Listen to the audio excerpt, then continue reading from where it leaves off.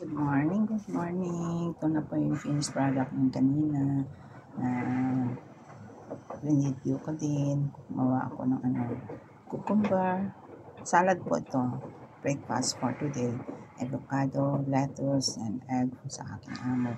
Ang dressing niya, yung kanina, pinakita ko. Tapos ito yung chia. May oil din yan. Pero ako, chia lang, saka dressing, pero walang oil. Hindi ako naglalagay ng oil. Ito yung aking kape. No sugar, black coffee. Yan po. Sana ma-enjoy nyo po ngayon ang aking may i-upload na low carb breakfast. Simple lang, napakadaling i-prepare. Yan.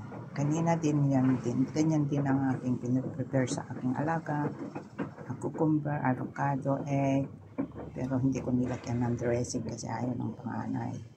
Pero yung bunso hindi ko rin nilagyan kasi inuubo.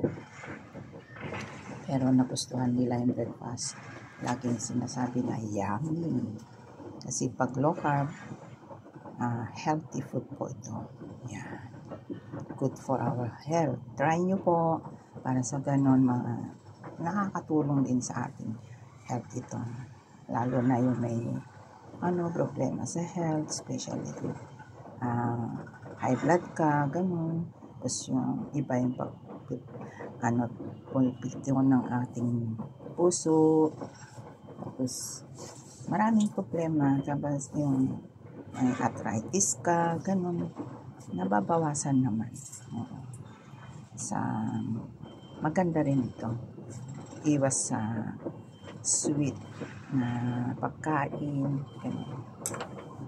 Mamaya tanghali, magpe-prepare din ako na lang sa aking amo. Salad ang gagawin ko. I-press ko na lang siya ng pork chop. Siguro yung taas niya para meron din siyang meat. Ngayon wala siyang meat. Ngayon egg lang. Saka yan, avocado, cucumber, saka lettuce. Ako konti lang kakainin ko na lettuce. Press. Yan. Nugasan ng maayos yan. Tapos ito yung kape ko. Yan, my favorite coffee. Yan. Subukan nyo. Very cheap na budget lang. Kasi kung bibili naman tayo sa labas, mahal. Diba? Gagamit tayo ng $45 per order. Pero kung gagawin natin, wala pang $45 ito kasi hindi naman kung bibili ka ng per copy, hindi naman lahat gagamitin. Hindi naman one time lang gagamitin.